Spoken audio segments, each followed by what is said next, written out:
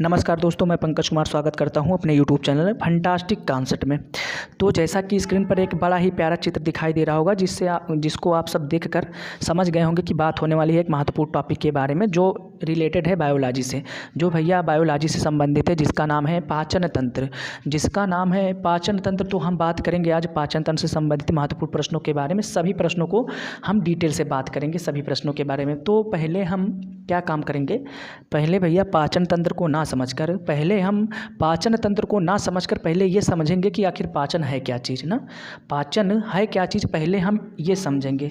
तो आइए पहले हम ये बताते हैं कि पाचन क्या होता है। हालांकि पाचन की डिफिनीसन तो परीक्षाओं में कॉम्पिटिटिव एग्जाम में पूछा नहीं जाता और हम बोर्ड के छात्र अब रहे नहीं, फिर भी हमें समझने के लिए तो डिफिनीसन को क्लियर ही करना पड़ेगा ना। तो आइए देखते हैं पाचन है क्या चीज़ ना। तो भैया पाचन वह रासायनिक प्रक्रिया जिसमें जीव भैया एंजाइमों की सहायता से भोजन के जटिल अणुओं का सरल अणुओं में विखंडित कर देते हैं, अर्थात तोड़ते हैं, वही क्या होता है, अपना पाचन होता है। एक बार फिर से सुन लीजिए, पाचन भैया वह रासायनिक प्रक्रिया जिसमें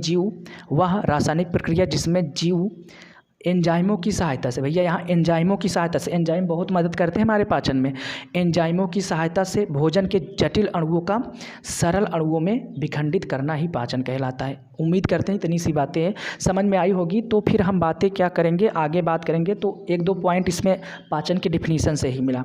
पहली बात तो हमने की पाचन वह रासायनिक प्रक्रिया है। पाचन भैया पूछा जाता है कि पाचन कौन सी अपक्रिया है, तो यह भौतिक अपक्रिया नहीं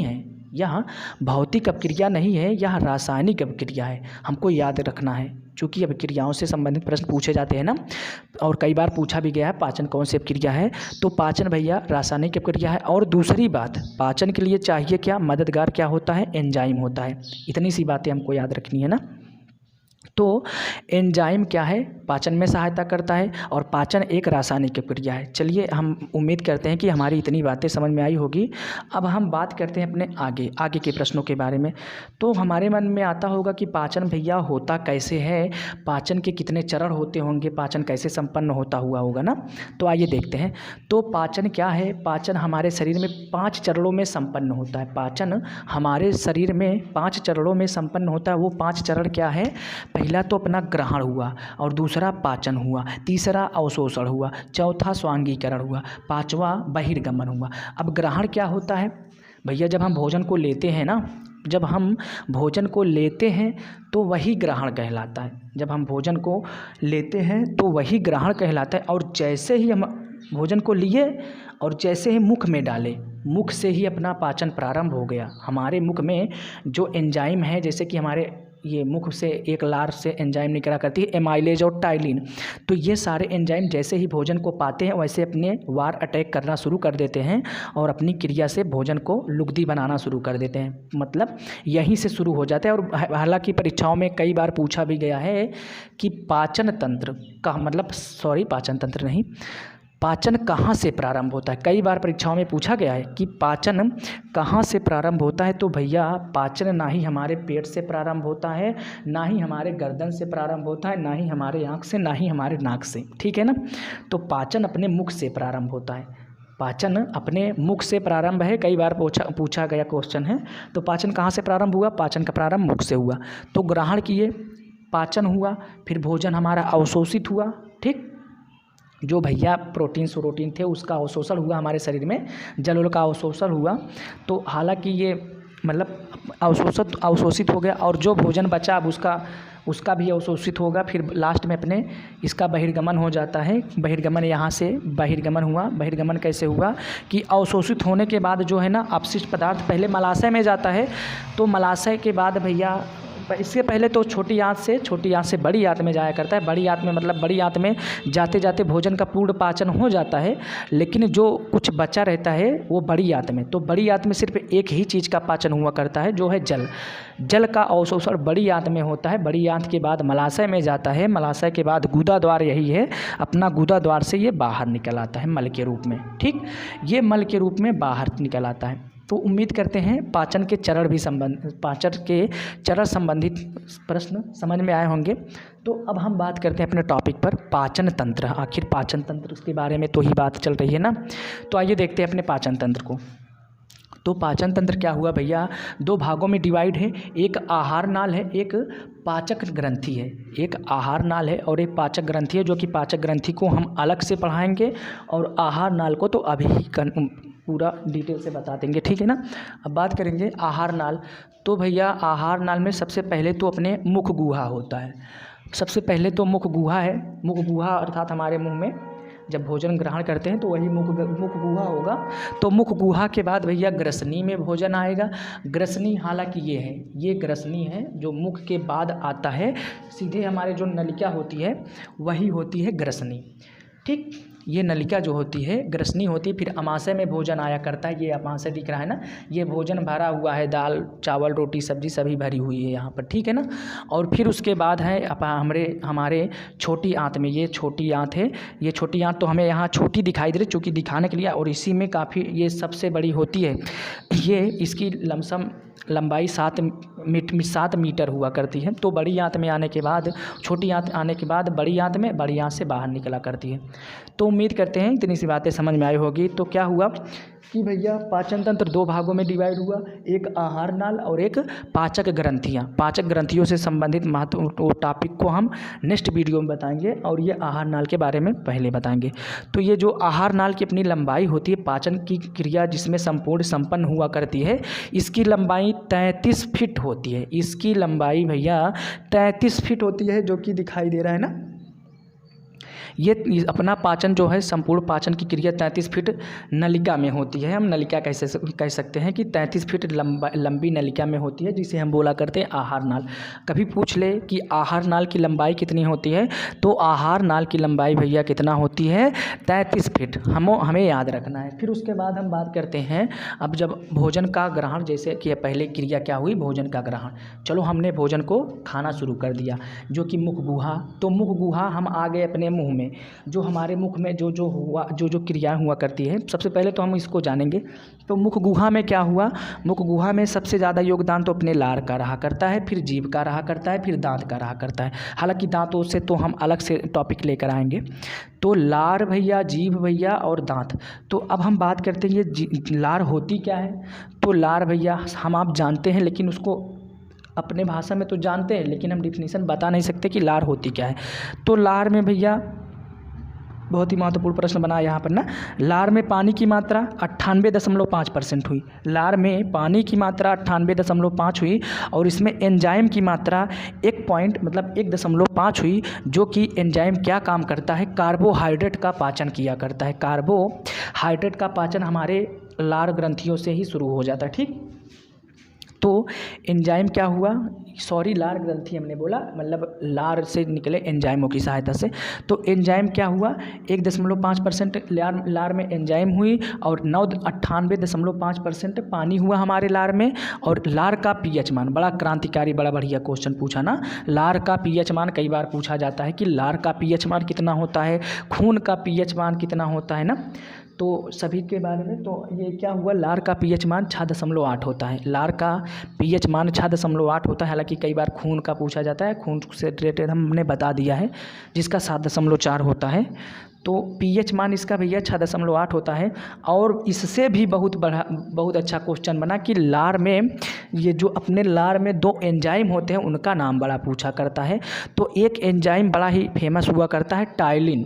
ये अपना जो है टाइलिन जो है, ये दिख रहा है ना, टाइलिन एंजाइम अपने लार से निकला करती है। और ये एमाइलेज, 2 एंजाइम हुआ करते हैं, टाइलिन और एमाइलेज। टाइलिन एमाइलेज ये क्या करते हैं, कार्बोहाइड्रेट्स का पाचन किया करते हैं। फिर बात करते हैं कि ये जो अपने लार ग्रंथियों में ना, ये जो लार हुआ करती है, इसमें 600 लार ग्रंथियाँ पाई जाती हैं। 600 लार ग्रंथियाँ पाई जाती हैं, जो कि भोजन का पाचन यहीं से शुरू हो जाता है।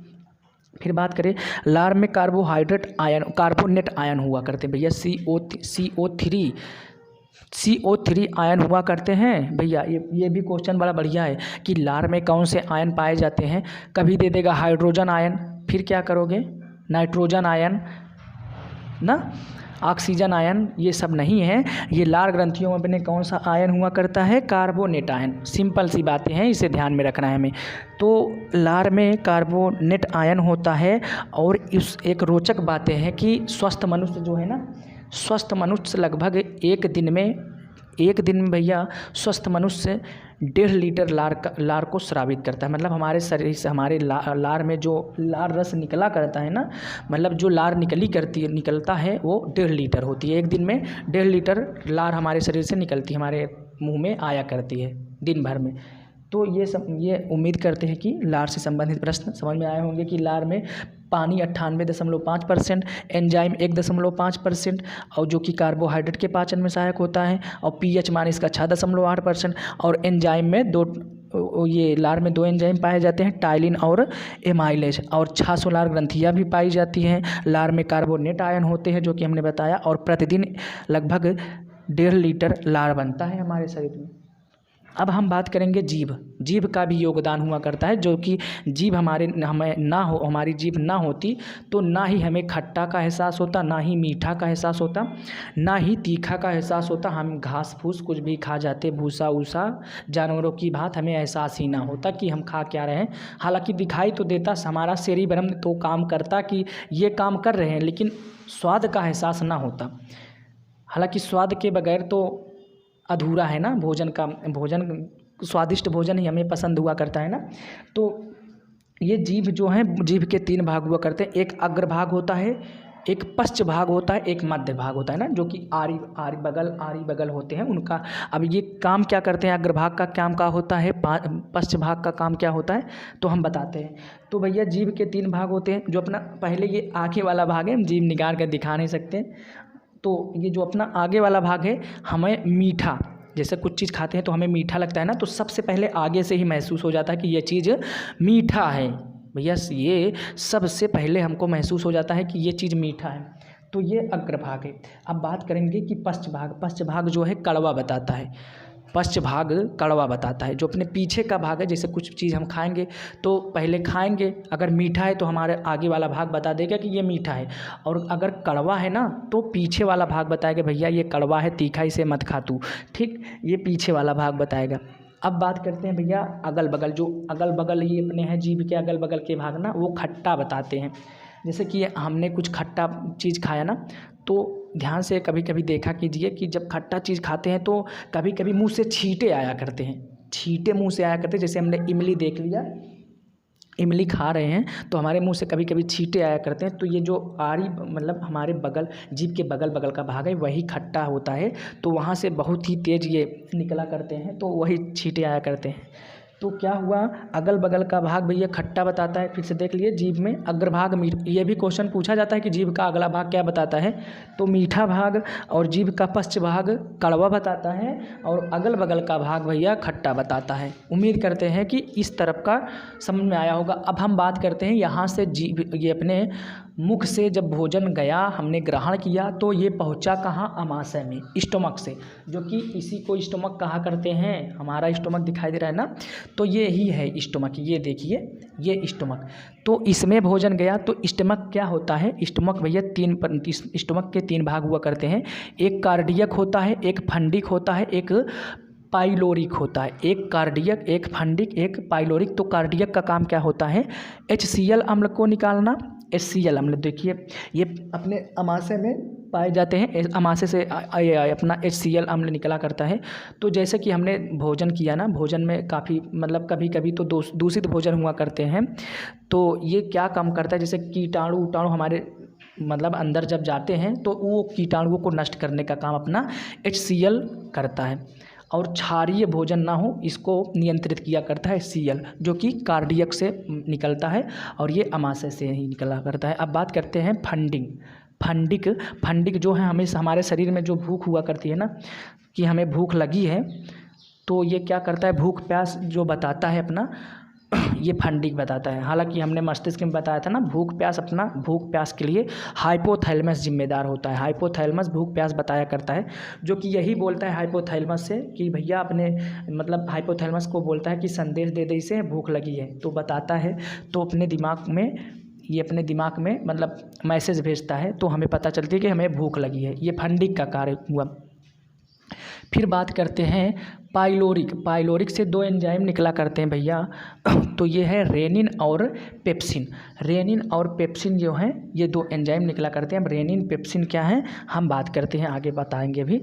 तो अमाशय में भोजन लगभग 4 घंटा रहा करता है। ये यहाँ पर भोजन भैया ज़्यादा देर टिकता नहीं है, ज़्यादा देर टिकता नहीं, यहाँ पर भोजन 4 घंटा रहा करता है। ठीक, अब उसके बाद ये जो है जठर रस का पीएच मान 1 से 3.5 होता है, जो कि एंजाइमों की क्रिया को तेज करता है। ये हमारे अमाशय में दो चीज़ निकला करते हैं, एक HCl है, एक जठर रस है। तो जठर रस क्या होता है कि हमारे शरीर में जितने भी एंजाइम हुआ करते हैं ना, जैसे कि रेनिन पेप्सिन, ये सारे एंजाइमों को क्या काम करता है कि उसकी क्रियाओं को तेज किया करता है, सारे एंजाइमों की क्रियाओं को तेज किया करता है, हमको याद रखना है। और जठर रस का पीएच मान भी पूछा जाता है, तो जठर रस का पीएच मान 1 से 3.5 होता है। तो बात करते हैं, हालांकि चित्र तो दिखाई दे रहा होगा। तो आइए, जब यहाँ से अमाशय से भोजन सरकता हुआ अपने पक्वाशय में आया, पक्वाशय में क्या हुआ कि 3 प्रकार के एंजाइम पहले निकले, ट्रिप्सिन, एमाइलेज, लाइपेज। अब ट्रिप्सिन का काम क्या होता है, एमाइलेज का काम क्या होता है और लाइपेज का काम क्या होता है, तो आइए देखते हैं भैया। ट्रिप्सिन का काम क्या होता है, इसको देखेंगे तो प्रोटीन को पॉलीपेप्टाइड्स में बदलता है। प्रोटीन को, ये अपना ट्रिप्सिन जो है ना, प्रोटीन को पॉलीपेप्टाइड्स में बदलता है। और एमाइलेज जो है क्या काम करता है, एमाइलेज काम करता है स्टार्च यानी मंड को, ठीक, स्टार्च को घुलनशील शर्करा में बदलता है। ये अपने एमाइलेज, ये सब क्वेश्चन पूछे जाते हैं कि ये मतलब ट्रिप्सिन क्या करता है, एमाइलेज क्या करता है। तो एमाइलेज क्या हुआ, स्टार्च अर्थात मंड को घुलनशील शर्करा में बदला करता है। और प्रोटीन, ये ट्रिप्सिन अपना हुआ, प्रोटीन को पॉलीपेप्टाइड्स में बदलता है।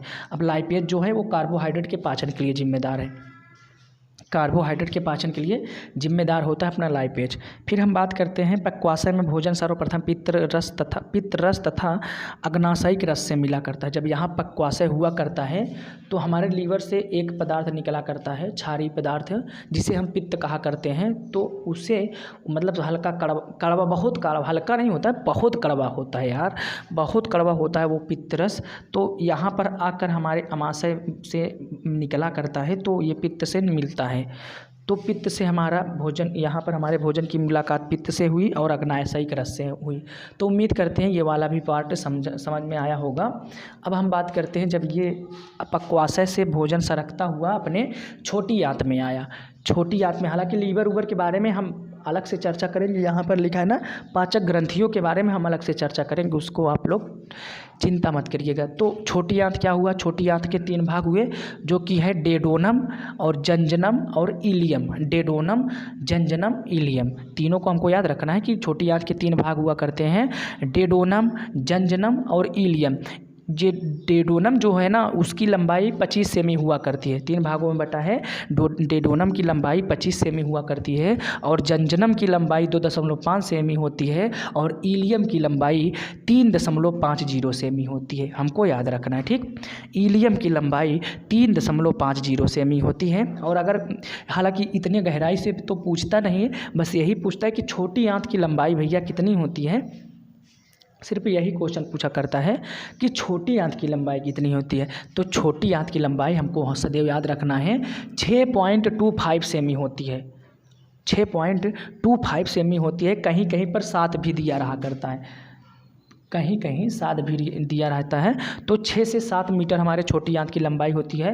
हालांकि नाम तो इसका छोटा है, बात करते हैं कि ये इसका काम, मतलब नाम तो छोटी आंत है, लेकिन और इसके बड़ी आंत और छोटी आंत में बहुत बड़ा अंतर है। छोटी आंत की लंबाई ज़्यादा हुआ करती है और बड़ी आंत की लंबाई कम होती है। बड़ी आंत की लंबाई 1.5 से 2 मीटर होती है, हमको याद रखना है। तो ये कुल लंबाई इसकी 6.25 सेमी हुई या 7 सेमी हुई। और ये आंतरी रस का, इसमें जो आंतरी रस निकला करते हैं भैया, एंजाइम जो निकला करते हैं, उनका पीएच मान जो है 7.8 हुआ करता है। उनका पीएच मान 7.8 होता है, जो कि क्षारीय होते हैं। 7.8 होता है जो कि क्षारीय होती, अम्लीय क्षारीय। हालांकि आप लोग जानते होंगे कि ये एक पैमाना हुआ करता है, जब 7 से नीचे हम जाते हैं तो वो पदार्थ क्षारीय होता है, और 7 से ऊपर जब जाते हैं, जैसे 7, 8, 9, 10, तो वो पदार्थ क्षारीय हुआ करता है। ना। तो ये क्षारीय हुआ। अब ये इसमें जो एंजाइम निकलते हैं बहुत पूछे जाते हैं भैया, बहुत पूछे जाते हैं कि छोटी आंत के एंजाइम। तो छोटी आंत के enzyme erepsin, maltase, sucrase, lactose और lipase. Erepsin, maltase, sucrase, lactose और lipase. Erepsin, maltase, sucrase, lactose, lipase. हालांकि याद हो गया होगा 5 है। तो इरेप्सिन का काम क्या होता है, प्रोटीन को अमीनो अम्ल में बदलता है। ये इरेप्सिन प्रोटीन को अमीनो अम्ल में बदलता है और माल्टेज जो है माल्टेज को ग्लूकोज में बदलता है। हालांकि इसकी रासायनिक अभिक्रिया हमने अभी बताया ना कि पाचन जो है, ये बहुत महत्वपूर्ण प्रश्न है, पाचन जो है एक रासायनिक अभिक्रिया है। तो ये माल्टेज को ग्लूकोज में बदला, हालांकि ये रासायनिक अभिक्रिया हुई ना। अब सुक्रेज क्या हुआ, सुक्रेज को फ्रैक्टोज में बदला। ये सुक्रेज क्या हुआ, सुक्रेज को फ्रैक्टोज में बदला, जो कि फलों में पाए जाते हैं। तो बात करते हैं अब लैक्टोज को। लैक्टोज जो है लैक्टोज को ग्लैक्टोज में बदलता है। लैक्टोज जो है लैक्टोज को ग्लैक्टोज में बदलता है, लैक्टोज से ग्लैक्टोज। अब बात करते हैं लाइपेज या इमल्सिफाइड वसाओं को ग्लिसरीन तथा फैटी वसाओं में बदलता है। तो पांचों का काम भैया समझ में आया होगा। तो हम बातें करते हैं अब आगे। अब बात क्या हुई कि स्वस्थ मनुष्य में एक दिन में, नोट पॉइंट है, अच्छी बातें हैं कि स्वस्थ मनुष्य में एक दिन में 2 लीटर आंतरिक रस मिलता है।